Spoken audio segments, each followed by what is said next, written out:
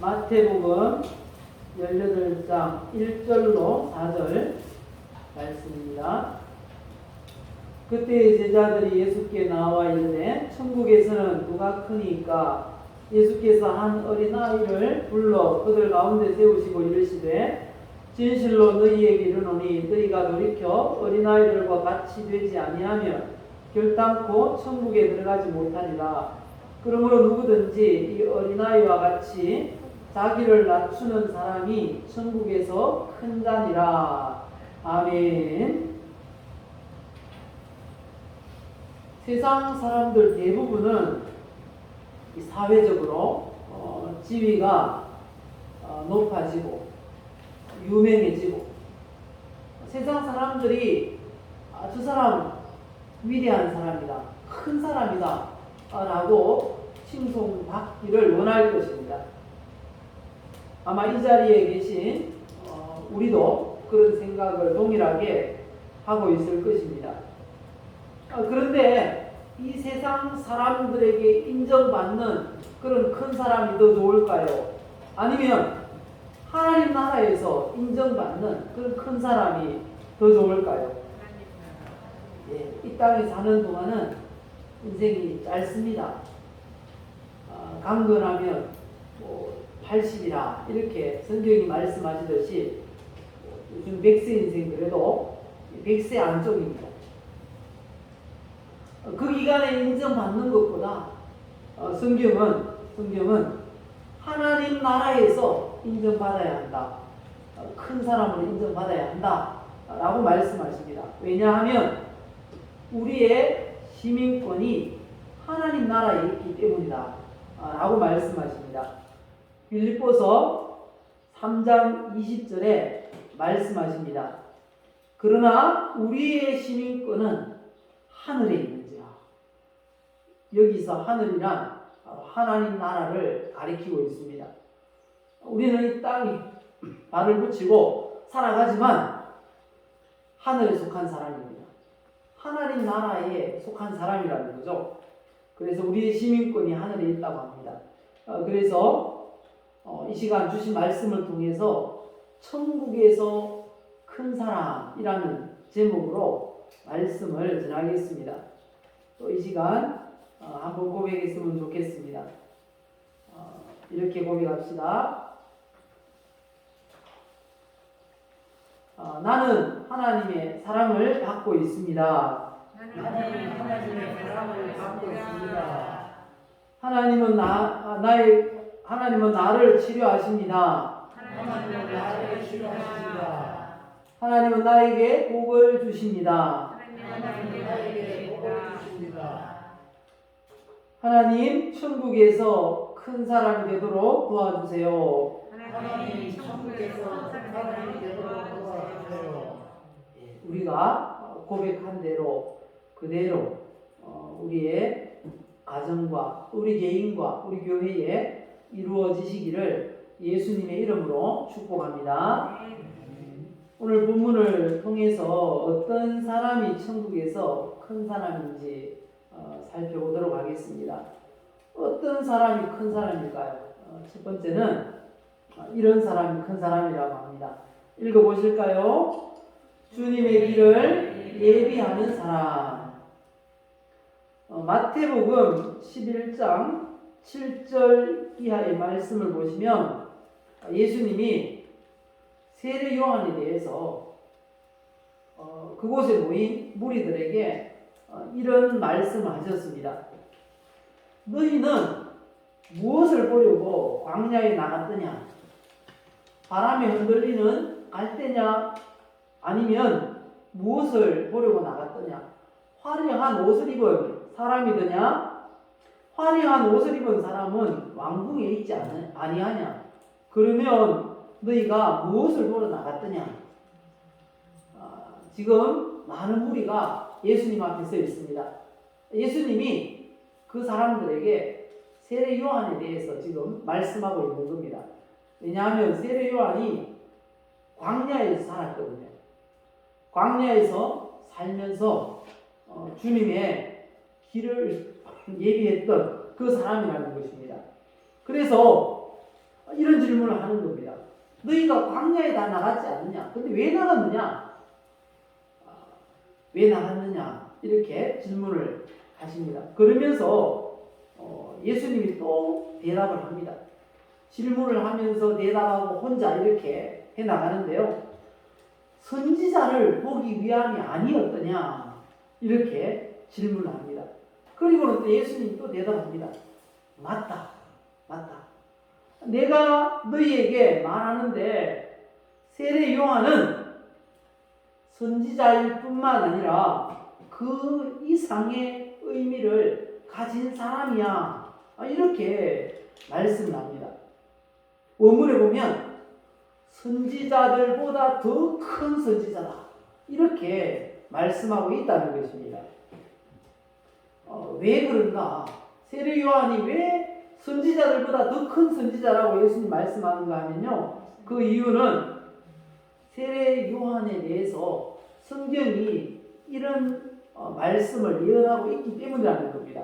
말라기 3장 1절에 보면 보라 내가 내 사자를 네 앞에 보내리니 그가 네 길을 네 앞에 준비하리라 라고 하신 말씀이 세례 요한에 대해 하신 말씀이기 때문이라는 것입니다.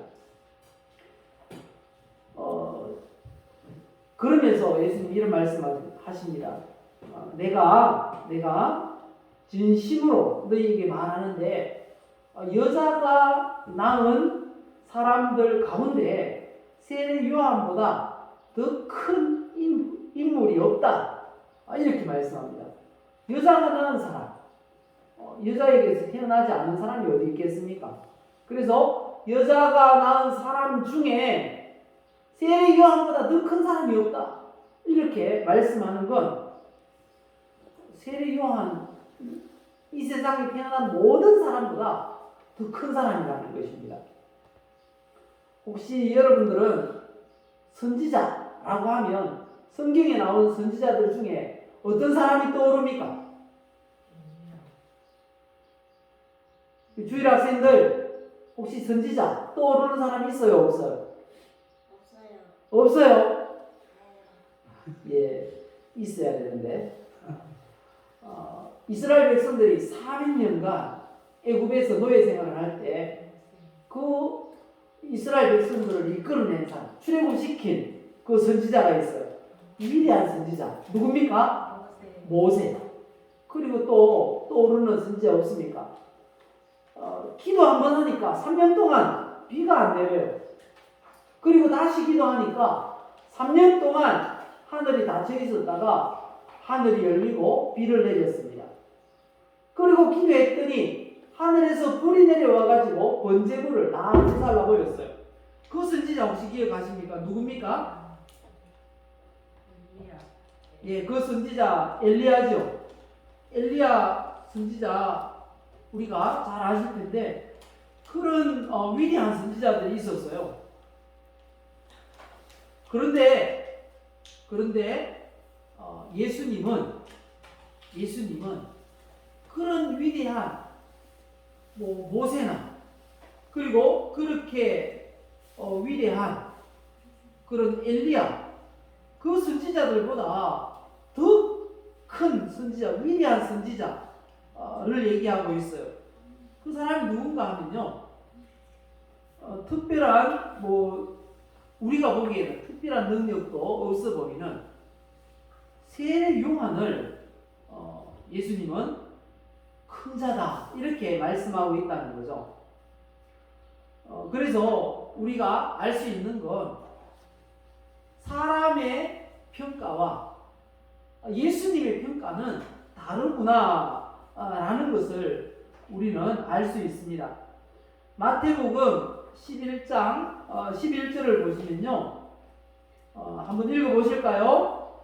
내가 진실로 너희에게 말하노니 여자가 낳은 자 중에 세례 요한보다 더 큰 이가 일어남이 없도다 이렇게 말씀하십니다. 세례 요한을 얼마나 이렇게 높이 평가하시는지 우리가 알 수 있습니다. 그런데 왜 세례 요한을 그렇게 주님께서 높이 평가하실까요? 그 이유는 세례 요한이 진짜 키가 다른 선지자보다 더 커서 그런 건 아니고요.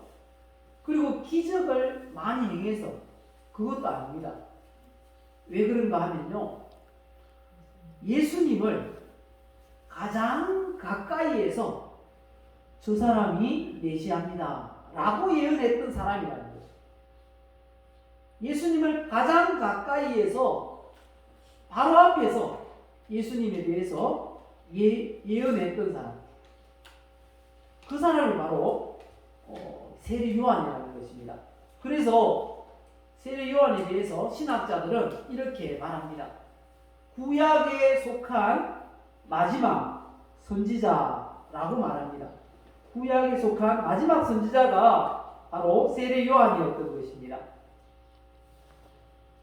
그래서 세례 요한을 크다 이렇게 주님이 평가를 하고 계신 것입니다.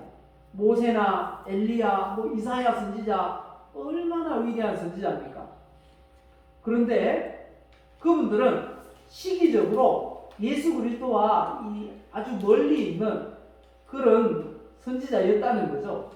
그래서 예수님께서 이 구약의 마지막 선지자 예수님을 실제로 눈으로 보면서 저분이 메시아요 그리스도요 라고 예언했던 그 세례 요한을 가장 큰 자라고 그렇게 이야기하고 있다는 것입니다. 특히 천국에서 가장 큰 사람, 예수님께서 인정하시는 가장 큰 사람이라고 말씀하시는데요. 그런데 이 세례 요한보다 더 큰 사람이 있다고 합니다. 세례 요한보다 더 큰 사람 어디에 있을까요?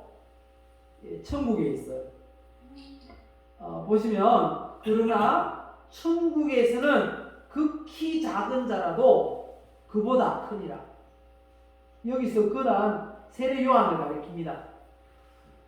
천국에 들어가 있는 사람 중에 아무리 작은 자도 세례 요한보다 크다. 이 땅에 사는 모든 사람보다는 누가 크다고요? 세례 요한이 크다. 이렇게 주님 말씀하셨는데, 근데 세례 요한은 이 천국에 있는 가장 작은 사람보다 더 작다는 거예요. 그러면 천국에 들어가 있는 사람은 제일 크다는 겁니다. 왜 천국에 들어가 있는 사람이 제일 크다고 하실까요? 예수님에 대해서 이 땅에서 우리가 아무리 많이 알고 있다 그래도 그건 아주 작게 아는 것입니다. 그런데 천국에 들어가면 어떤가 하면요, 얼굴과 얼굴을 대하여 본다 이렇게 말씀하고 있습니다. 예수님을 눈앞에서 보는 겁니다.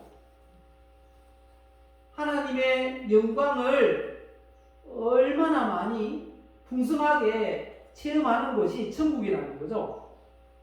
그래서 이 땅에서 아무리 하나님의 은혜를 알고 그 사랑을 알고 누린다고 해도, 그 능력을 누린다고 해도 천국에 들어가서 누리는 것에 비하면 아주 작다는 거죠.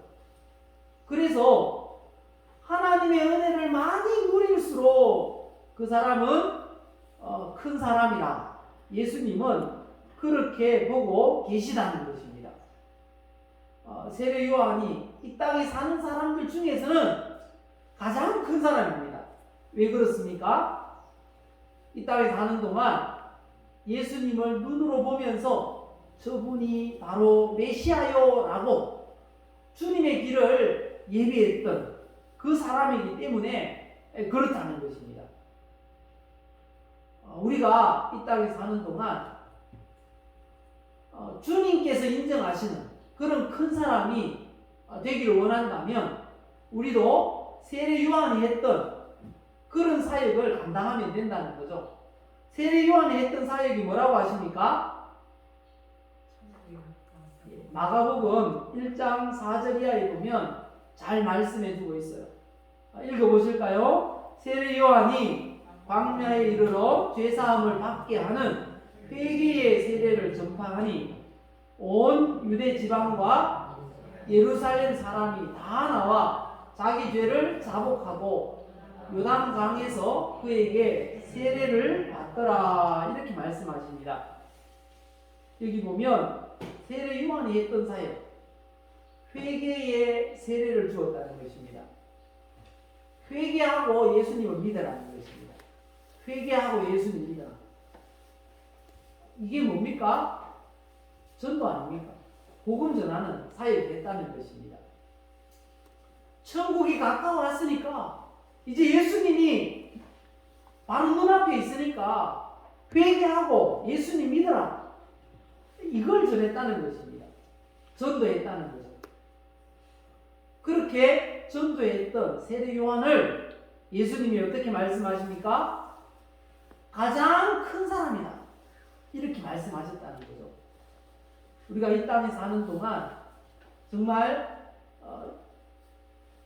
이 세상이 보는 그런 기준으로 큰 사람, 위대한 사람, 그런 사람보다 우리 주님께서 판단하시는 기준에 의해서 그런 큰 사람이 우리가 되어야 할 것입니다. 세상적으로 성공한 사람을 이 세상에서는 위대한 사람이다, 큰 사람이다 이렇게 말합니다. 그런데 주님은 어떤 사람을 위대한 사람이라고 한다고요? 복음 전하는 사람. 복음을 전하는 사람을 큰 사람이라고 한다는 것입니다. 세례 요한이 했던 것처럼 복음을 전하는 우리 성도님들 되시기를 예수님의 이름으로 축복합니다. 복음을 전하는 그 사람이 주님께서 인정하시는 큰 사람인 줄 믿습니다. 그리고 두 번째, 어떤 사람이 천국에서 큰 사람일까요? 하나님 나라에서 크다고 인정받는 사람일까요? 두 번째는요, 이런 사람 읽어보실까요? 어린아이처럼 자기를 낮추는 사람. 어린아이처럼 자기를 낮추는 사람이 천국에서 큰 사람이다 이렇게 말씀하십니다. 그런데 왜 이런 말씀을 하셨는가 하면요, 예수님이 제자들에게 앞으로 예수님이 십자가에 달려 죽으실 걸 예언을 했습니다. 제자들에게 미리 말씀하셨어요. 인자가 장차 사람들의 손에 넘겨지리라 이렇게 말씀하셨어요. 이걸 이제 순환 예고라고 하는데요. 제자들에게 세 번 말씀하셨어요. 내가 이 죄인이 아닌데도 불구하고 사람들의 손에 넘겨져서 그렇게 죄인 취급받게 된다는 걸 세 번이나 말씀하셨어요. 그 중에 두 번째, 예수님이 제자들에게 인자가 장차 사람들의 손에 넘겨질 거야 라고 순환 예고를 했을 때 제자들이 이런 질문을 했습니다. 예수님은 사람들에게 붙잡혀서 고통당할 거라고 했는데 제자들은 이상한 질문을 합니다. 그때 제자들이 예수께 나와 이르되 천국에서는 누가 크니까? 이 뚱딴지 같은 그런 질문을 했습니다. 그때 예수님이 이렇게 대답을 하셨습니다.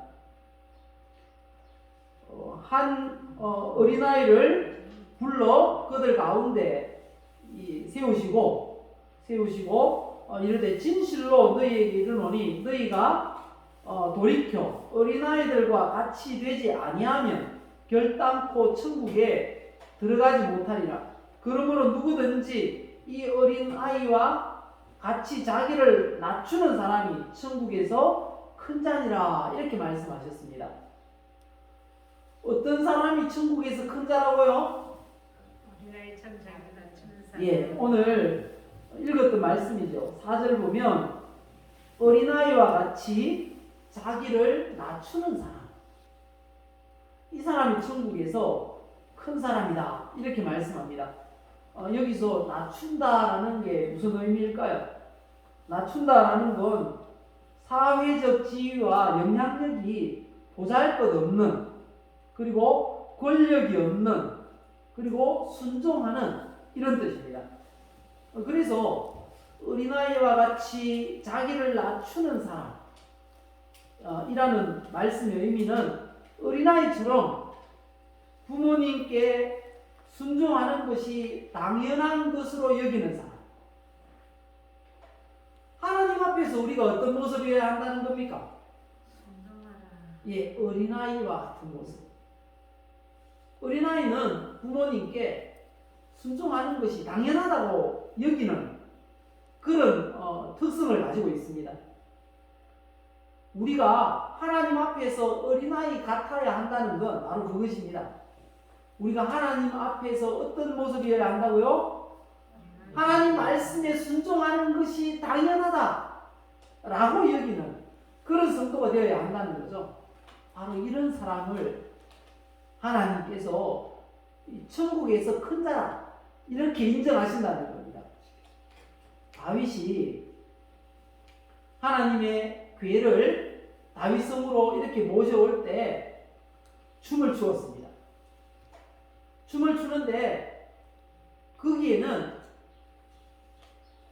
자기보다 계급이 낮은 그런 많은 신하들이 있었고요. 백성들이 있었고요. 거기는 종들도 있었고요. 그런 상황인데 이 다윗이 춤을 추는데요. 막 바지가 흘러내릴 정도로 덩실덩실 춤을 추면서 그렇게 왔어요. 왜 그렇게 했을까요? 하나님 앞에서는 나는 어린아이와 같다는 겁니다. 하나님을 기쁘시게 해드리는 그런 모습이라는 거예요. 하나님을 기쁘시게 하기 위해서 내가 최고로 기뻐하는 모습을 하나님 앞에 보여드린다는 겁니다. 다윗처럼 그런 모습을 우리 하나님은 천국에서 큰 자라 여기신다는 것입니다. 우리가 하나님의 이 말씀을 순종하는 것이 당연한 것으로 그렇게 여기는 성도가 천국에서 큰 자인 줄 믿습니다. 이런 사람은 하나님 앞에 인정받을 뿐 아니라 성경에서 약속하신 복을 받는다고 말씀하세요. 하나님 말씀에 순종하면 이런 복을 주시겠다고 신명기 28장 1절부터 14절까지 말씀을 하고 있습니다. 우리 앞에 기록한 부분만 같이 읽어봅시다. 네가 내 하나님 여호와의 말씀을 삼가 듣고 내가 오늘 내게 명령하는 그 모든 명령을 지켜 행하면 내 하나님 여호와께서 너를 세계 모든 민족 위에 뛰어나게 하실 것이라. 내가 내 하나님 여호와의 말씀을 청종하면 이 모든 복이 내게 임하며 내게 이르리니 성읍에서도 복을 받고 들에서도 복을 받을 것이며 내 몸의 자녀와 내 토지의 소산과 내 짐승의 새끼와 소와 양의 새끼가 복을 받을 것이며 내 강주리와 떡 반죽 그릇이 복을 받을 것이며 내가 들어와도 복을 받고 나가도 복을 받을 것이니라. 여호와께서 너를 머리가 되고 꼬리가 되지 않게 하시며 위에만 있고 아래에 있지 않게 하시리니 오직 너는 내가 오늘 내게 명령하는 내 하나님 여호와의 명령을 듣고 지켜 행하며 내가 오늘 너희에게 명령하는 그 말씀을 떠나 좌로나 우로나 치우치지 아니하고 다른 신을 따라 섬기지 아니하면 이와 같으리라. 하나님 말씀에 순종하는 사람, 우리 주님이 크다 여기시고 인정하시고 그뿐만 아니라 성경에서 이렇게 복을 약속하고 있습니다. 우리 하나님 말씀을 지켜 행하심으로 이 모든 약속된 복을 받아 누리시기를 예수님의 이름으로 축복합니다. 그런데 하나님 말씀을 순종하면 하나님께서 우리를 크다 인정하실 뿐 아니라 복을 주신다 말씀하시는데, 그럼 순종하지 않으면 어떻게 될까요? 순종하지 않으면 그냥 인정만 못 받는 게 아니고 저주를 받는다고 성경이 말씀하세요. 신명기 28장 15절부터 19절까지 말씀을 보면요, 네가 만일 네 하나님 여호와의 말씀을 순종하지 아니하여 내가 오늘 내게 명령하는 그 모든 명령과 규례를 지켜 행하지 아니하면 이 모든 저주가 내게 임하며 내게 이를 것이니 네가 성읍에서도 저주를 받으며 들에서도 저주를 받을 것이었고 내 광주리와 뜻 반죽 그릇이 저주를 받을 것이며 내 몸의 소상과 내 토지의 소상과 내 소와 양의 새끼가 저주를 받을 것이며 내가 들어와도 저주를 받고 나가도 저주를 받으리라. 이렇게 말씀하십니다. 복과 저주는 우리 앞에 놓여 있습니다. 그런데 어떤 것을 선택하는가에 따라서 복을 받을 수도 있고 저주를 받을 수 있습니다. 어떤 것을 선택하시겠습니까? 복 받는 길을 선택하시겠습니까? 아니면 저주 받는 길을 선택하시겠습니까? 복 받는 일. 예, 복 받는 길을 선택하시기 바랍니다. 하나님 말씀 순종하는 것이 당연하다 라는 믿음을 가지고, 그렇게 여기는 믿음을 가지고 실천함으로 성경에 약속된 모든 복을 받아 누리는 우리 예배자들 다 되시기를 예수님의 이름으로 축복합니다. 마지막 세 번째, 어떤 사람이 천국에서 큰 사람일까요? 예수님처럼 섬기는 사람. 예수님이 몇 번 순환 예고를 하셨다고 그랬습니까? 3번. 마가복음 10장을 보시면요, 예수님이 3번째 제자들에게 순환 예고를 하셨는데, 이 3번째 예고에서는 굉장히 자세하게 순환에 대해서 예고를 하셨어요. 마가복음 10장 32절 이하에 보면 이렇게 예고를 하셨습니다.